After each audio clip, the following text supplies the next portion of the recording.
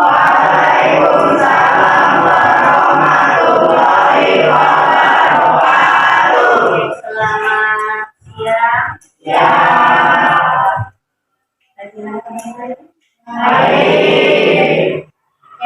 Hari ini sepertinya Ibu ada melihat beberapa kosong. Siapa yang tidak hadir? Ayo.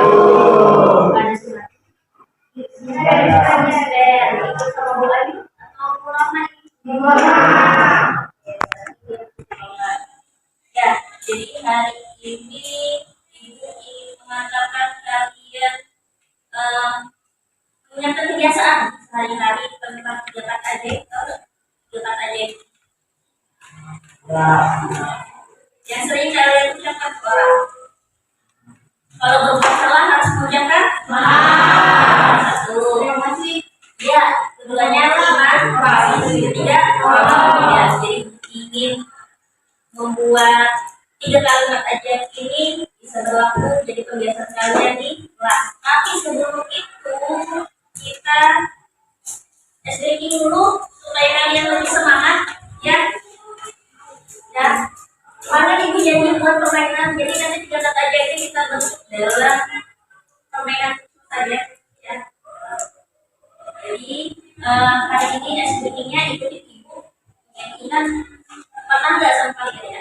Cukup 1 ya, cukup 2 ke samping, cukup 3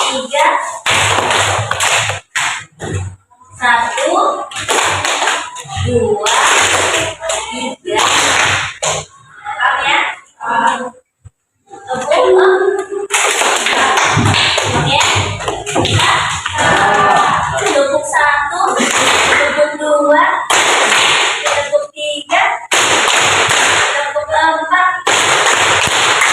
ya, mantap ya. Oke, jadi sebelum kita pelajaran hari ini ingin kita buat keyakinan kelas.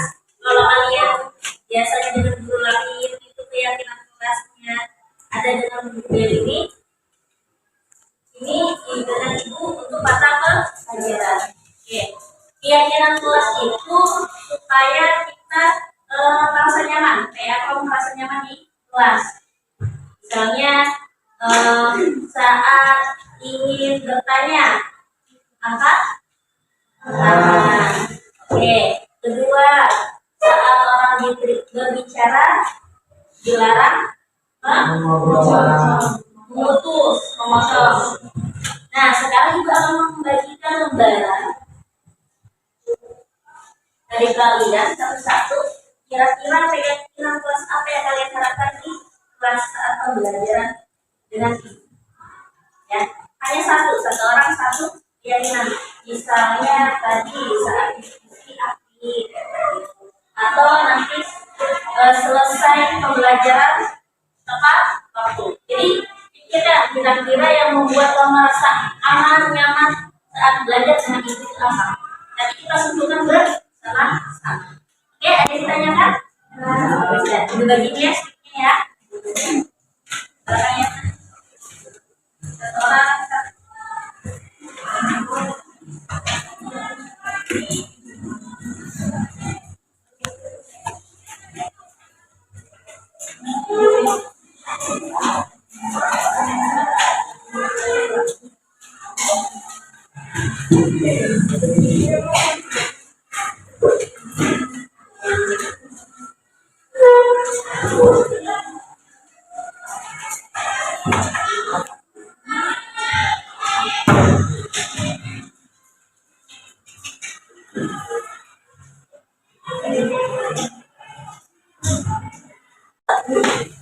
Depan, siapa tulis?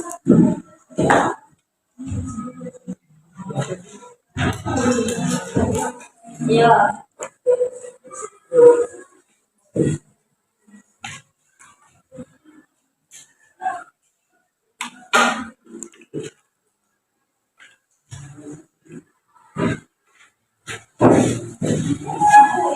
Ya, silakan diangkat.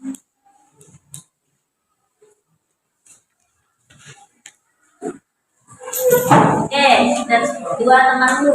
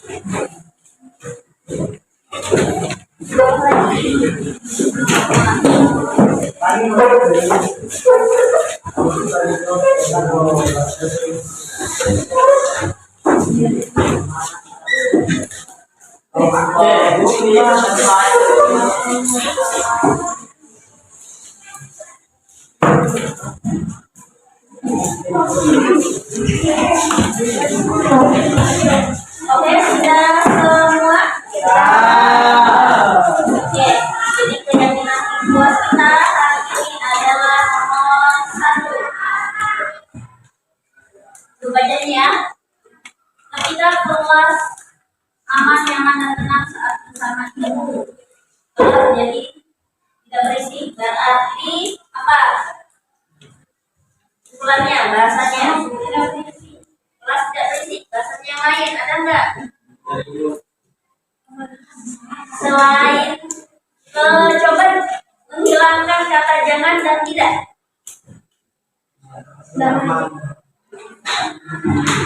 Ayo, ya, saat belajar,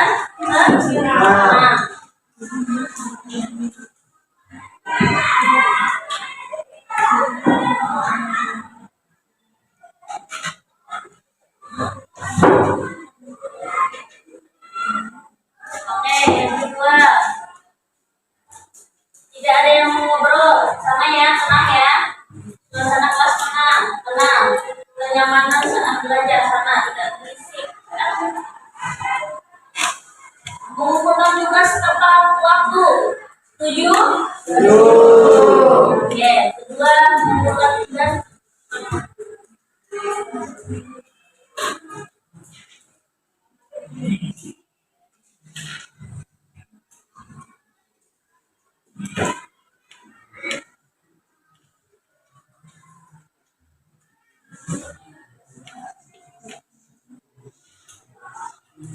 Saya ingin semua teman tidak ikut. Sama yang nomor 1, ingin nilai bagus bisa didapat ranking. Boleh berusaha untuk keyakinan ya. Silakan. Belajar dengan asik dan tidak berisik. Jangan lupa. Tidak ikut. Aman. Bisa selesai tepat waktu saat tugas sudah.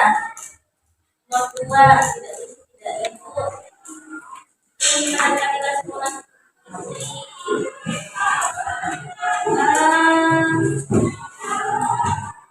Istirahat tepat waktu. Ya, oke, kita jadi berarti hari ini selesainya pas dia istirahat berarti kita selesai. Ya. Selesai pembelajaran tepat waktu.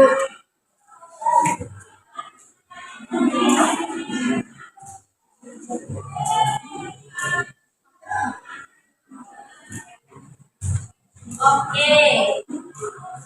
Saling kerja sama bisa diterima? Ya. Saling kerja sama.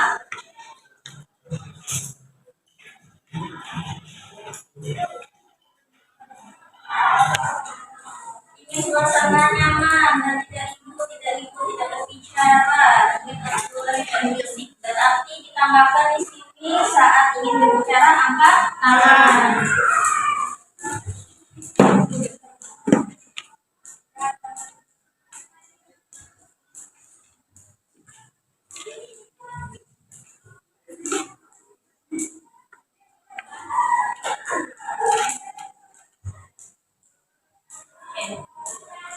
Ada lagi? Tidak. Berarti tambahin 1 nomor. Nah,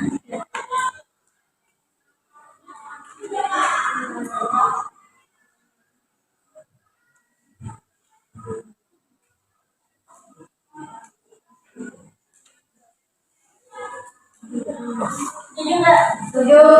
Ya, kita melakukan kegiatan ini dengan bahagia. Iya. Oke. Hari ini sebelum memanaskan materi ibu, berarti sudah sepakat dengan yang kita lakukan. Kita coba bersama-sama ya. Jadi sekarang untuk menyepakati selama pembelajaran. Oke, kita masuk pembelajaran selanjutnya.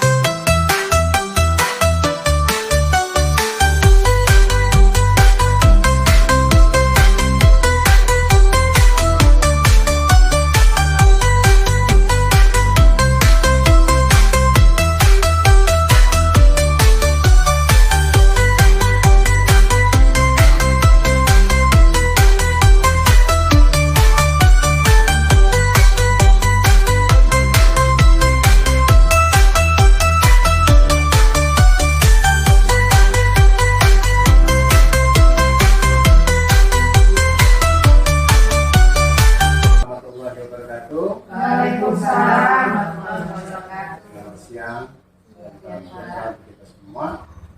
Baik, Bapak Ibu sekalian, pada hari ini pemerintah akan ada kegiatan praktik baik yang akan disampaikan oleh Bu Kaida SPD tentang budaya positif.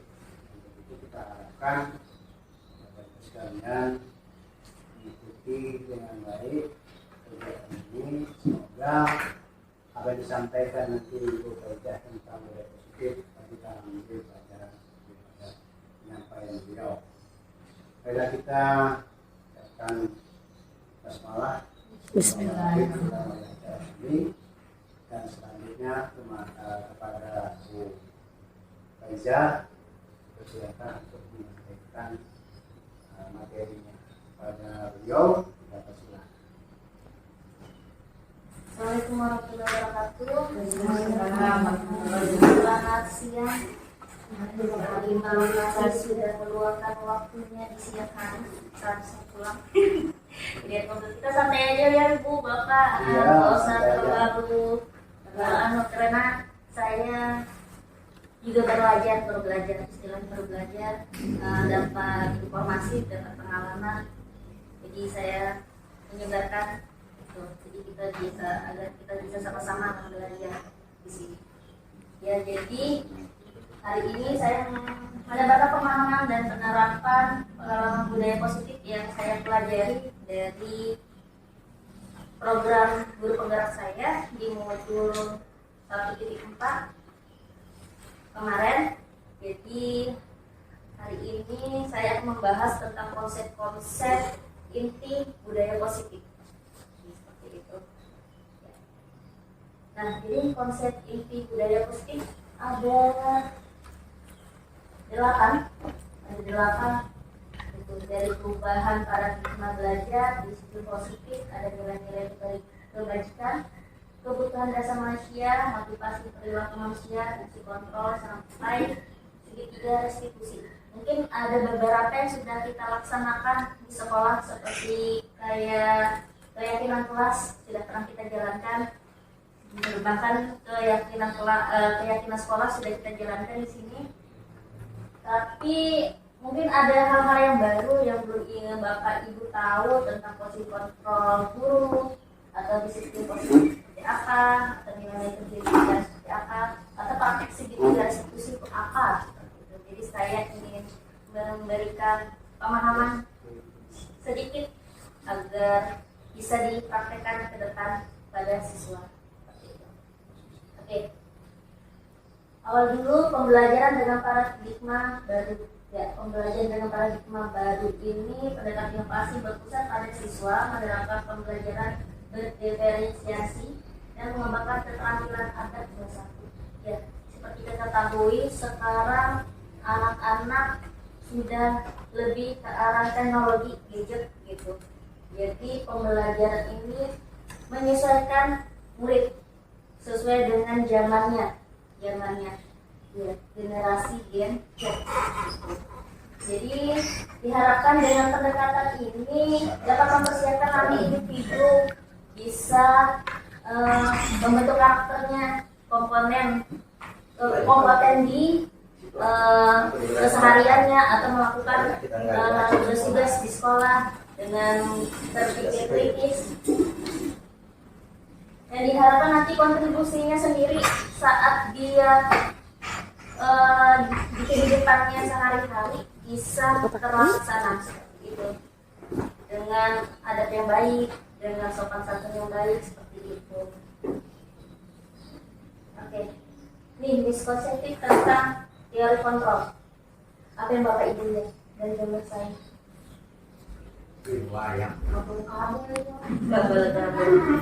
Kayaknya dulunya Wayang. Ya. Jadi sebenarnya ilusi gambar ini dari itu. Dan saya tulis cantik adalah guru mengontrol murid. Seperti sebelumnya sering-sering kita berpikir kalau guru itu lebih mengetahui daripada siswa. Jadi dia mengontrol. Jadi kalau apa yang dikatakan itu dikatakan guru itu lebih benar dibandingkan siswa-siswa itu nggak tahu, nggak ngerti seperti itu. Kritik dan membuat rasa bersalah, mampu membuat rasa. Nih seringkali kita menyelesaikan masalah anak itu harus selesai saat itu dengan memberikan hukuman atau menyalahkan. Kamu itu begitu terus seperti itu. Kamu nggak mau berubah, itu salah satu pembuat rasa bersalah pada anak. Diharapkan memang dari guru membuat rasa bersalah supaya anak berubah karakternya, berubah perilakunya. Padahal dia berubah perilaku seringkali adalah hanya di depan kita. Saat nggak ada kita, dia berulang lagi dan berulang-ulang seperti itu. Terus orang dewasa berhak memaksa seperti itu. Menganggap ya tadi saya bilang kalau siswa tidak tahu tuh mana yang benar, mana yang salah seperti itu. Jadi orang dewasa yang menuntun gitu. Ini salah mana? Gue sudah gitu, tanpa memberikan alasan kenapa dia tidak boleh melakukan itu. Gitu. Lebih memberikan langsung tidak boleh gitu, tanpa memberikan alasan yang detail kenapa tidak boleh melakukan itu. Terus sebagai cara efektif menyesuaikan perilaku tadi lebih buruk. Oke, mengubah paradigma stimulus respon ke pendekatan teori kontrol. Ya, Bapak Ibu baca, bisa baca. Ya saya baca nanti. Ya, sebenarnya teori kontrol yang benar dalam pendidikan itu ini, ya. Adanya stimulus baru teori kontrol. Sebenarnya kebutuhan siswa itu berbeda-beda. Terus setiap orang memiliki gambaran berbeda. Sudut pandang kita aja terhadap satu masalah berbeda. Tergantung apa yang kita lihat, terus tergantung apa yang kita dengar. Yang lihat satu orang berbeda pendapatnya, yang melihat full kejadian sama orang setengah-setengah pasti akan berbeda sudut pandangnya seperti itu. Terus kita berusaha memahami pandangan orang lain terhadap dunia. Terakhir, semua perilaku memiliki tujuan. Hanya Anda yang bisa mengontrol diri Anda sendiri. Nah, ini.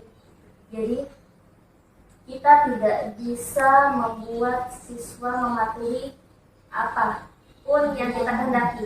Kita nggak bisa mengontrol. Entah itu pikirannya, perilakunya. Jadi, yang bisa mengontrol diri mereka sendiri adalah mereka. Gitu. Terus, kolaborasi dan Yesus menciptakan kehidupan baru. Terakhir, model berpikir tenang. Di sini ada pengertian dari Elizabeth tentang disiplin. Mungkin Bapak Ibu sudah tahu kalau disiplin itu adalah individu yang diperoleh melalui proses pelatihan yang dilakukan kesinambungan dari terus-menerus berulang. Itu. Tujuannya adalah untuk mendatangkan berfokus membangun perilaku positif, hubungan sehat antara guru dan siswa, fokus pada solusi bukan hukuman. Membangun hubungan, saling menghormati, melibatkan siswa dengan penetapan aturan dan konsekuensi serta menumbuhkan kesadaran diri, reward atau ancaman. Nah, jadi Bapak Ibu bisa lihat ya, tujuan sebenarnya kita pendidik itu sebenarnya harus menciptakan lingkungan yang positif. Seperti kata Bu Sumaya sebelumnya di pertemuan kita sosialisasi visi-misi, siswa itu diperlukan adalah rasa aman, nyaman, seperti itu. Pendidikan, dia mudah menerima pelajaran dari kita kalau dia sudah merasa nyaman dan aman. Kalau cuma merasakan karena takut atau nggak mau dimarahi, ilmu itu susah akan masuk.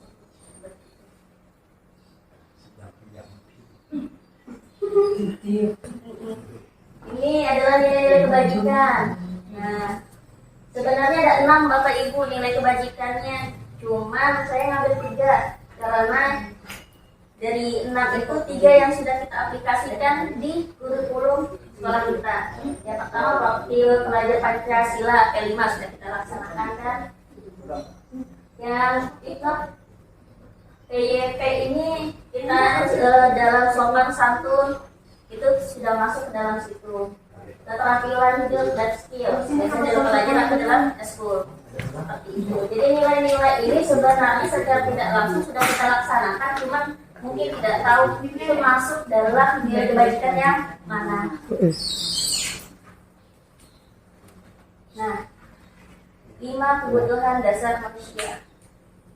Pertama ada bertahan hidup, kasih sayang, rasa diterima, penguasaan, kebebasan, kesenangan. Sebenarnya ini nilai dasar buat kita sebagai guru harus mengetahui 5 dasar manusia ini, kebutuhan ini. Dan ini pun termasuk kebutuhan kita sendiri sebagai manusia, sebagai guru. Gitu. Bertahan hidup seperti makan, tempat tinggal, minum, tuh. Kebutuhan timbang, kasih sayang dan rasa diterima, ya kayak empati, simpati, seperti itu. Penguasaan itu lebih kayak harga diri, percaya diri, pengakuan.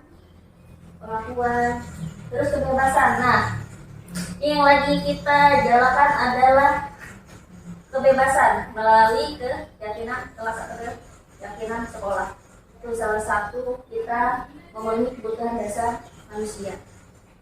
Kesenangan itu melakukan apapun yang membuat dia senang. Sebenarnya kemarin saya setelah membaca modul itu akhirnya menyadari gini, ternyata tidak ada siswa yang nakal. Hanya saja siswa itu tidak terpenuhi kebutuhannya atau belum terpenuhi kebutuhannya. Dasarnya, kebutuhan dasarnya iya. Kalau dia terpenuhi, dia tidak akan berperilaku menyimpang atau melewati atau aturan seperti itu. Nah, jadi karena kebutuhannya tidak terpenuhi atau tidak didapatkan, makanya dia membuat perilaku yang tidak baik seperti itu. Itu salah satu dasar kebutuhan dasar. Kayak gini aja. Dari 5 itu gak usah jauh-jauh. Misalnya rasa diterima di rumah sudah dia disalahin, disuruh-suruh, diatur, dibentak-bentak, apa yang dia lakukan salah. Di sekolah lagi kita tidak memberikan rasa penerimaan sama dia. Misalnya dia bajunya keluar, kita menegurnya, kamu itu bajunya keluar nggak tahu aturan, seperti itu.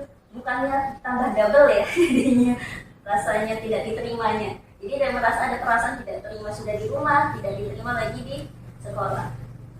Nah, jadi harapannya kalau kita mengetahui 5 kebutuhan dasar ini, paling tidak kita di sekolah mengisi 1/4-nya lah, walaupun kita tidak bisa sepenuhnya mengisi seperti itu yang ada di rumah.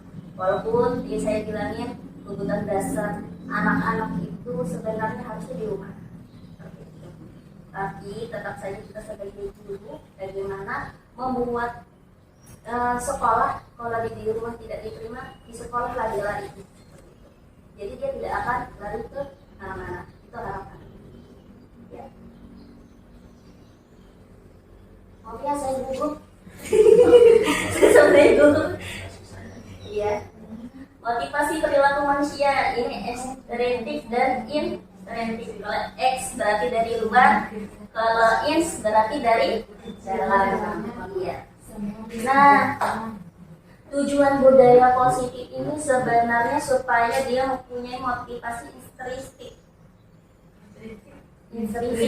Maaf ya, intrinsik bukan dari luar.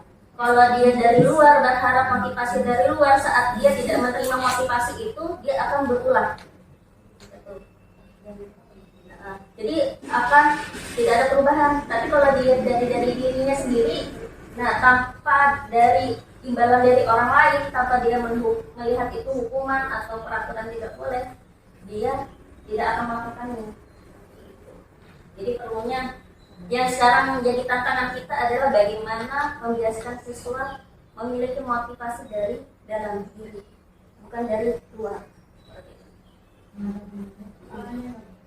Iya, tantangan banget itu Bu ya. Tapi memang gitu Bu, kalau perilaku itu di awal susah, tapi nanti kalau kelamaan jadi pembiasaan, insya Allah dia jalaninya tanpa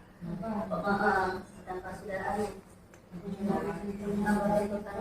Jadi dia sudah jadi dirinya sendiri, sudah biasa. Nah, 5 posisi kontrol guru. Ini kita flashback. Kita bagian mana nih? Gitu. Ya, ada penghukum, membuat rasa bersalah, teman, pemantau, manajer. Kalau di tempat kelas CGP sendiri ngajar kita manajer adalah posisi paling manajer paling tinggi. Sekarang coba kita lihat dulu nih, siswa. Saya ngasih contoh siswa masih sering terlambat. Ya, seringkali kalau misalnya ini terlambat, kamu berdiri di situ sampai istirahat. Pernah nggak? Atau kamu lari lapangan, gitu. Atau mengulik sampah.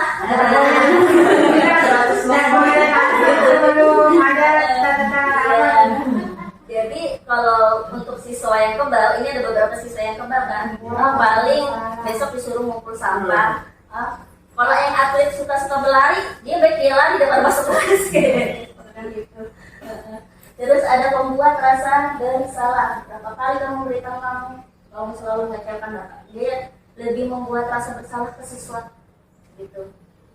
Jadi kalau siswa melakukan sesuatu, nanti bapaknya dihukum, dimarahin kepala sekolah, kasihan ibu itu. Jadi lebih jadi membuat lebih siswa itu melakukan sesuatu itu karena kasihan.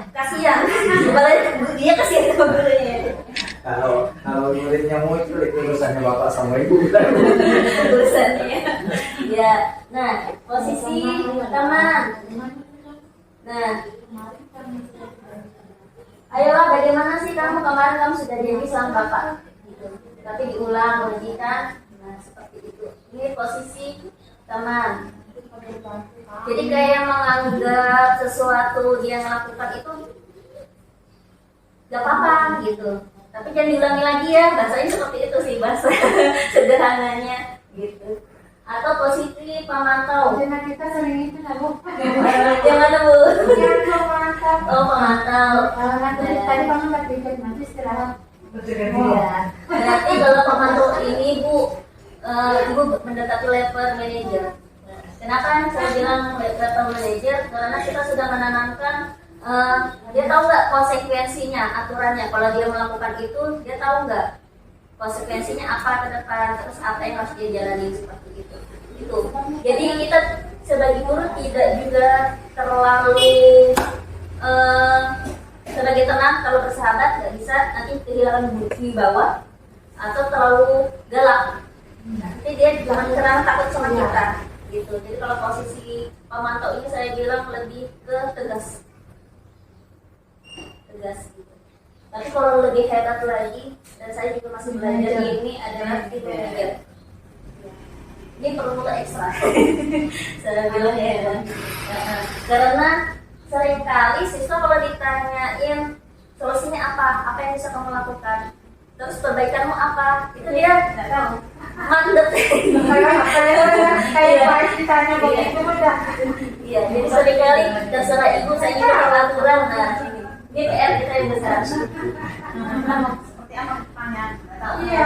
Mungkin mereka rata-rata tahu kesalahannya di mana, cuma tidak bisa berpikir apa cara memperbaikinya. Nah, ini bagaimana sekolah tim manajer ini bagaimana guru bisa mengarahkan tanpa apa namanya bahasanya ya, bukan menghukum, tanpa langsung mengasih solusi. Ya, jadi dia berpikir sendiri solusinya apa, seperti itu. Kalau saya melakukan ini, solusinya ini. Jadi kemudian hari kalau dia berbuat atau mengulang, mikir dia dia sampai mikir 5 lagi. menit capek. Tapi sampai sampai lu sudah ada solusinya. Ya, tadi itu saya bilang nanti ada caranya supaya kita bisa manajer ini caranya. Nah, sebelumnya saya buat pertanyaan. Nomor 1, saya kecewa sekali dengan kamu. Masuk apa ya? Marah. Saya kecewa rasa bersalah. Iya, membuat rasa bersalah. Mengungkapkan perasaan supaya anak melakukan itu karena rasa bersalahnya, supaya dia berhenti gitu. Kedua, apa rencanamu untuk menyelesaikan masalah ini? Ya. Ketiga, kamu tidak pernah benar melakukannya. Menyalahkan bisa ya, menghukum juga bisa, kata-kata itu. Terus keempat, ayolah lakukan diri bapak ibu. Nah, itu tenang, jadi sudah tahu posisi-posisinya bapak ibu. Pertanyaan kecil. Oke, itu teknik susah ya.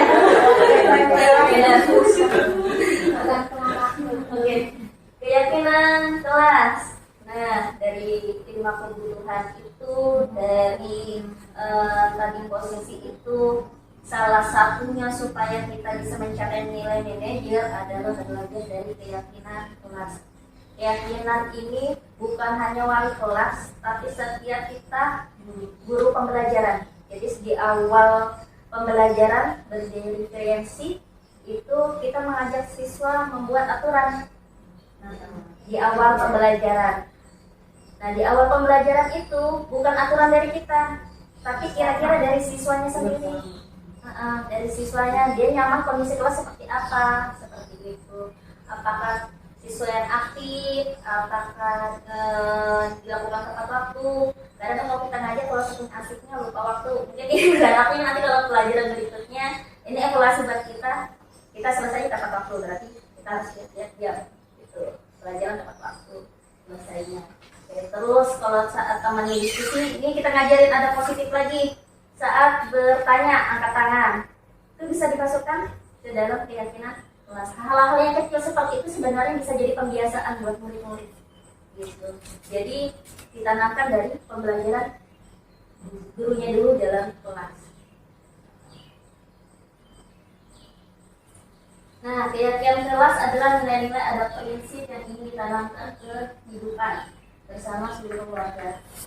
Sementara peraturan kelas lebih merujuk pada aturan-aturan konflik yang disepakati bersama untuk menjaga ketertiban dan kelancaran proses belajar mengajar. Jadi itu keyakinan itu ada keyakinan sekolah, keyakinan kelas secara umum dengan wali kelas, dan ada keyakinan kelas dengan guru mata pelajaran. Seperti itu. Ini salah satu ciri-cirinya aja sih pembentukan keyakinan kelas. Kita biasa. Nah, jadi disesuaikan dengan kondisi kelas. Dapatnya kelas yang terlalu pendiam, saya dapat kelas itu. Kalau sudah masuk kelas 7D susah mengungkapkan pendapat mereka.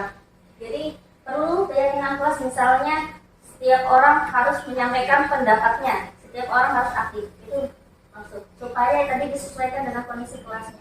Atau misalnya kalau misalnya kelasnya dapat kelasnya terlalu aktif kayak 7E misalnya kayak gitu, kan harus ekstra nih. Berarti kita ada keyakinan kelas setiap minggu bicara angkat tangan. Seperti itu.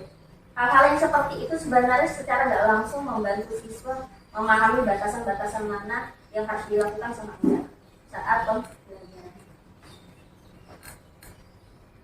Nah, sebuah pendekatan untuk menangani konflik ini segitiga restitusi.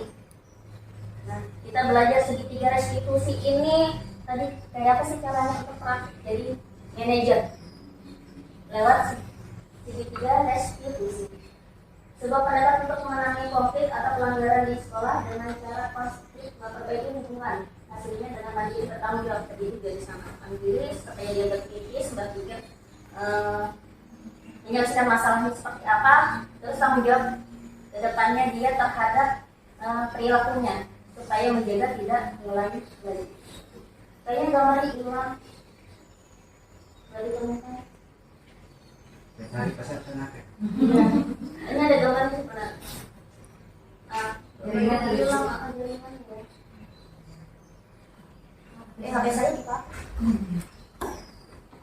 Jaringan. Assalamualaikum warahmatullahi wabarakatuh. Waalaikumsalam warahmatullahi wabarakatuh. Selamat siang.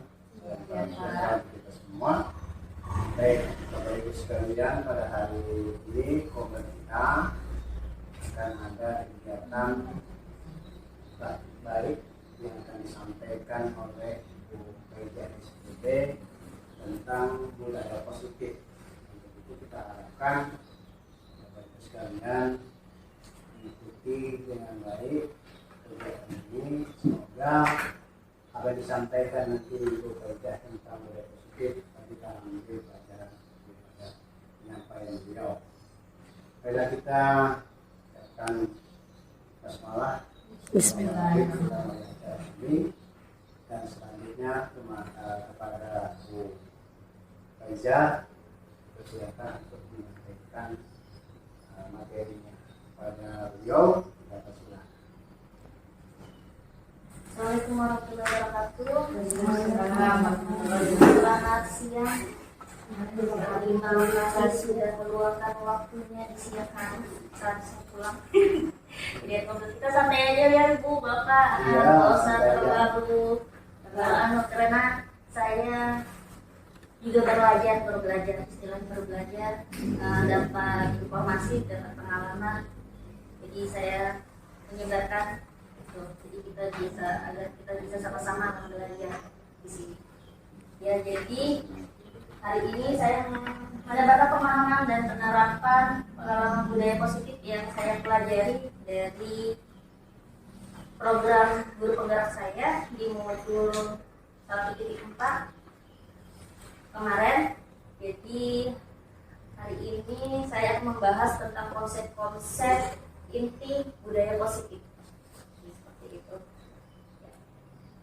Nah, jadi konsep inti budaya positif ada 8 itu dari perubahan paradigma belajar, disiplin positif, ada nilai-nilai kebajikan, kebutuhan dasar manusia, motivasi perilaku manusia, isi kontrol, sampai segitiga restitusi. Mungkin ada beberapa yang sudah kita laksanakan di sekolah seperti kayak keyakinan kelas sudah pernah kita jalankan, Bahkan keyakinan sekolah sudah kita jalankan di sini. Tapi mungkin ada hal-hal yang baru yang belum ingin Bapak Ibu tahu tentang posisi kontrol guru atau disiplin posisi seperti apa, atau nilai kerja seperti apa, atau praktek segitiga eksekusi itu apa. Seperti itu. Jadi saya ingin memberikan pemahaman sedikit agar bisa dipraktekkan ke depan pada siswa. Oke. Awal dulu pembelajaran dengan paradigma baru. Ya, pembelajaran dengan paradigma baru ini pendekatan inovasi berpusat pada siswa menerapkan pembelajaran berdiferensiasi dan mengembangkan keterampilan adat bahasa. Ya, seperti kita ketahui sekarang anak-anak sudah lebih ke arah teknologi gadget gitu. Jadi pembelajaran ini menyesuaikan murid sesuai dengan zamannya ya, generasi Gen Z. Jadi diharapkan dengan pendekatan ini dapat mempersiapkan nanti individu bisa membentuk karakternya, kompeten di kesehariannya atau melakukan tugas-tugas di sekolah dengan berpikir kritis. Dan diharapkan nanti kontribusinya sendiri saat dia di kehidupannya sehari-hari bisa terlaksana seperti itu, dengan adab yang baik, dengan sopan santun yang baik seperti itu. Oke, nih miskonsepsi tentang teori kontrol. Apa yang Bapak Ibu lihat dari gambar saya? Wayang. Maupun kamu Double. Kayaknya dulu ya. Diskomunikasi. Wayang. Ya.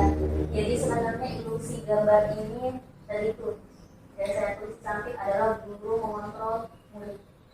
Seperti sebelumnya sering-sering kita berpikir kalau guru itu lebih mengetahui daripada siswa.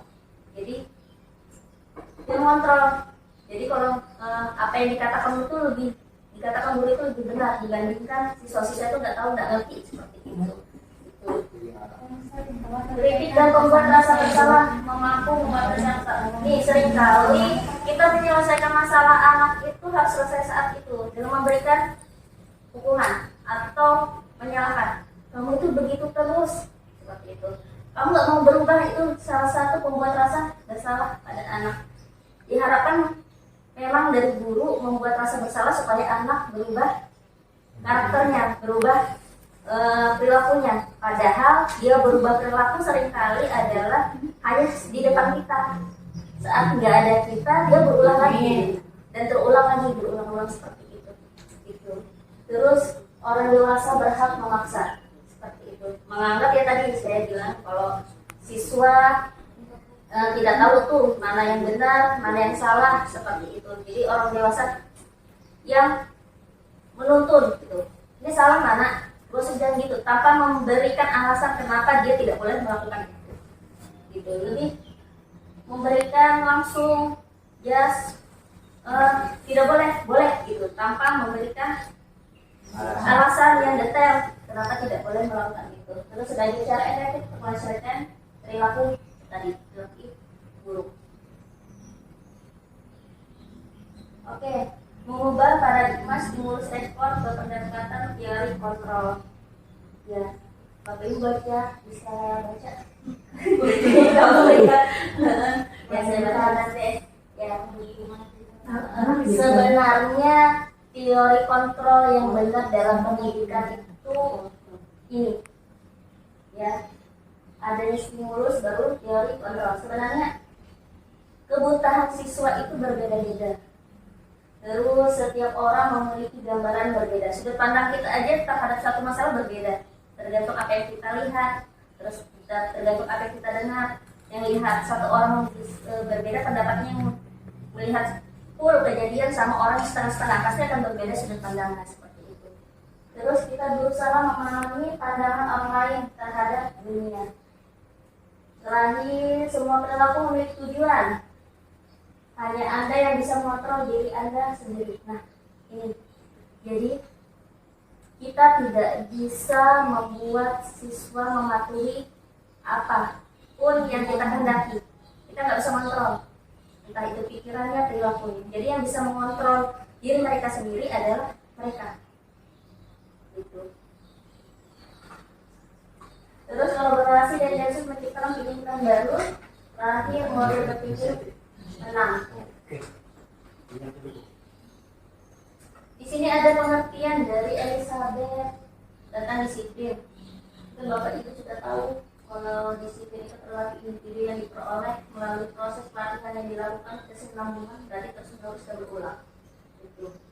Tujuannya adalah untuk pendekatan berfokus membangun perilaku positif, hubungan yang sehat antara guru dan siswa, fokus pada solusi bukan hukuman, membangun hubungan, saling menghormati, melibatkan siswa dengan penetapan aturan dan konsekuensi serta menumbuhkan kesadaran diri, reward atau ancaman.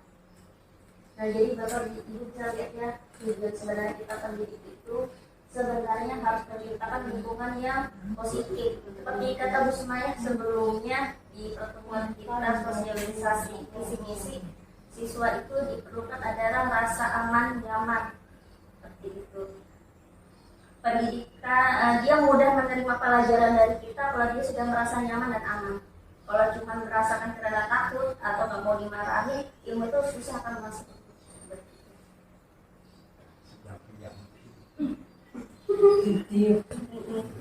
Ini adalah nilai-nilai kebajikan. Nah, sebenarnya ada 6 Bapak Ibu nilai kebajikannya. Cuman saya ngambil 3 karena dari 6 itu 3 yang sudah kita aplikasikan di kurikulum sekolah kita. Yang pertama profil pelajar Pancasila P5 sudah kita laksanakan kan. Yang itu PYP ini kita dalam sopan santun itu sudah masuk ke dalam situ. Keterampilan hidup dan skill biasanya dalam pelajaran adalah eskul seperti itu. Jadi nilai-nilai ini sebenarnya secara tidak langsung sudah kita laksanakan, cuman mungkin tidak tahu itu masuk dalam nilai kebajikan yang mana. Nah, 5 kebutuhan dasar manusia. Pertama ada bertahan hidup, kasih sayang, rasa diterima, penguasaan, kebebasan, kesenangan. Sebenarnya ini nilai dasar buat kita sebagai guru harus mengetahui 5 dasar manusia ini, kebutuhan ini. Dan ini pun termasuk kebutuhan kita sendiri sebagai manusia, sebagai guru. Gitu. Bertahan hidup seperti makan, tempat tinggal, minum, tuh. Kebutuhan timbang, kasih sayang dan rasa diterima, ya kayak empati, simpati, seperti itu. Penguasaan itu lebih kayak keharga diri, percaya diri, pengakuan. Terus kebebasan. Nah, yang lagi kita jalankan adalah kebebasan melalui keyakinan sekolah. Itu salah satu kita memenuhi kebutuhan dasar manusia. Kesenangan itu melakukan apapun yang membuat dia senang. Sebenarnya kemarin saya setelah membaca modul itu akhirnya menyadari gini, ternyata tidak ada siswa yang nakal. Hanya saja siswa itu tidak terpenuhi kebutuhannya atau belum terpenuhi kebutuhannya. Nah, ini tadi gambarnya.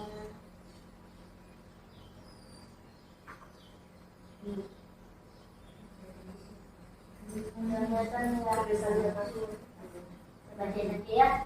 Jadi segitiga restitusi ini ada 3 langkahnya. Yang pertama adalah menstabilitaskan identitas siswa.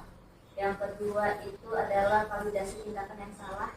Yang ketiga adalah menanyakan keyakinan. Jadi kalau menstabilitaskan identitas, kalau sudah siswa ngomong dia bersalah, jadi kita kayak ada rasa empati ke siswa tersebut. Seperti kata-kata, setiap orang pasti pernah melakukan kesalahan. Seperti itu bahasanya. Atau kamu bukan satu-satunya yang pernah melakukan ini. Itu salah satu bentuk menstabilkan identitas siswa. Terus yang kedua, validasi tindakan yang salah. Contohnya adalah Adakah cara yang lebih efektif untuk mendapatkan apa yang kamu butuhkan? Atau kamu tentu punya alasan? Kita jadi nanyain alasan dia, penyebab dia melakukan itu. Jadi kalau bajumu keluar, ada siswa bajunya keluar tadi, saya contohnya, tidak langsung masukkan bajumu, enggak, tapi menanyakan alasan kenapa bajumu keluar. Ada alasannya, gitu. Baju dikeluarkan. Dan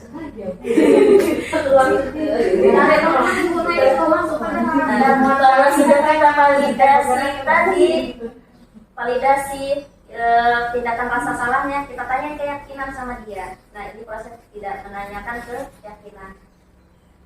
Kamu ingin menjadi orang seperti apa? Seperti itu salah satunya. Tadi keyakinan kelas apa yang kamu sepakati? Atau tadi kalau baju itu keluar, kamu mengetahui peraturan, kamu mengetahui keyakinan sekolah. Gitu. Saya menanyakan sama dia tahu nggak ada aturan di sekolah itu? Tahu nggak aturan itu berlaku seperti apa? Ada video saya buat hasil tugas saya. Maaf jadi artis sehari. Mari kita Bisa ditonton contoh pengharapan. oh ini buka ini Sama Wafa Pak jadi artis sehari. Karena saya cobanya sama Wafa sama Taman.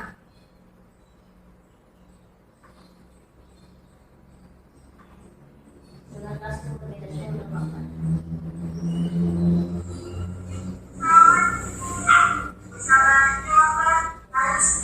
Saudaranya Bu Lia.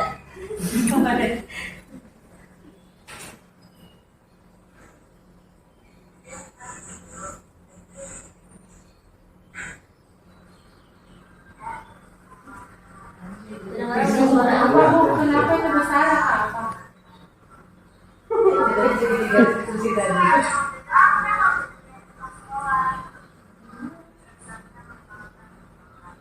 bisa kali nyaring ini Iya, saudaranya kecil.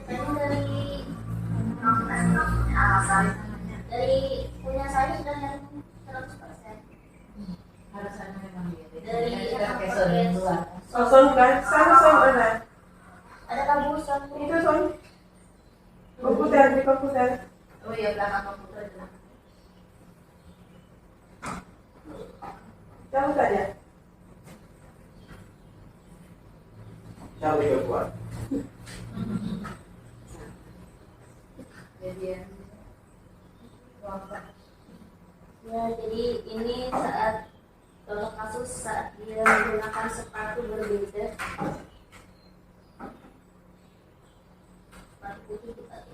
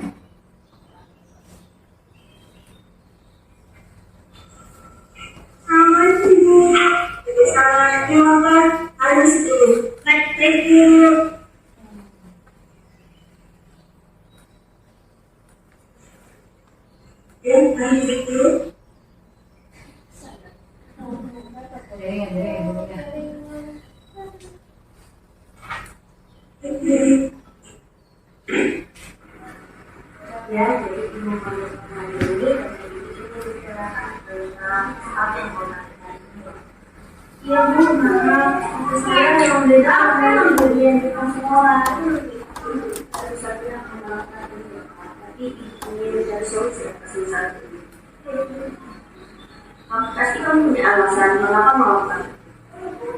Saya lebih suka seperti ini karena teman-teman saya mengerti melakukan komunikasi, tetapi sebagai aturan dan setiap sekolah jawabannya itu sekolah ada naskah, tapi dia menjawabnya sesuai dengan bahasanya dia. Benar sekali. Sekarang, kalau kegiatan dampaknya bagi diri sendiri kalau masih menggunakan seperti itu. Mungkin teman-teman dan guru akan saya juga merasa tidak dampaknya. Benar sekali. Lalu, apa rencanamu untuk menghadapi masalah ini? Saya berjanji akan berpartisipasi sesuai dengan apa yang telah dari Besok ibu dan wali kelasmu akan memantau pelaksanaannya. Terima kasih kerjasama yang kali ini, Bapak. Baik Bu, terima kasih. Maaf kalau melanggar aturan. Saya berjanji akan memperbaiki. Baik, sekarang kembali kelas pelajarannya ya. Baik Bu, permisi. Nah, tapi kalau Bapak mencatat Ya, kalau Bapak termasuk yang kritis, kayak taman juga termasuk yang kritis, agak mudah. Jadi lebih mudah mempraktekannya. Jadi kalau ketemu siswa yang agak pasif, agak pede, bisa. ketemu sama Yogi. Jadi kesepakatan kelas itu ketemunya dengan siapa aja, gitu kan Mbak? Iya, Nah, benar.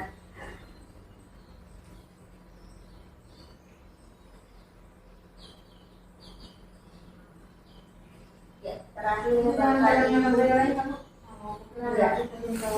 Yang jawab enggak, saya ngambil satu contoh aja. Karena kurang lebih anaknya sama-sama aktif, jadi untuk berbicara permasalahan dia lebih kritis memang.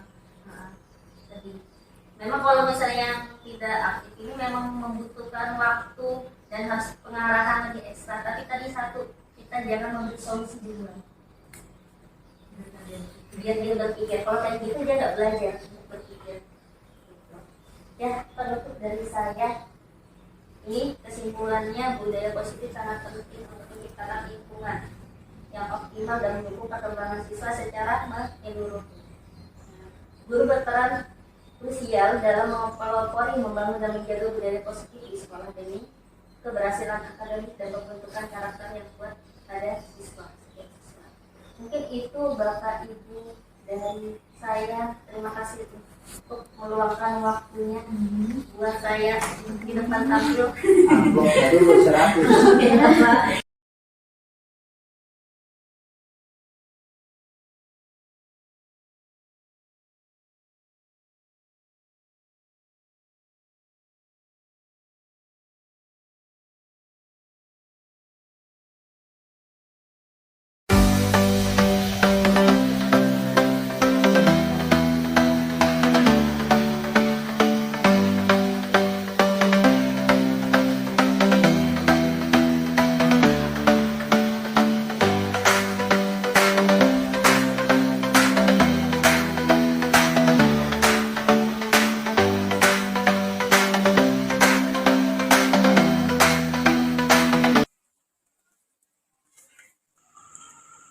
Assalamualaikum Bu.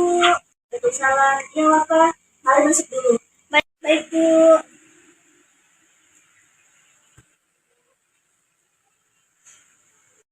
Ya, mari duduk dulu. Baik Bu. Ya, jadi ingin memberikan hari ini karena ibu ingin membicarakan tentang sesuatu yang kompeten hari ini, Bapak.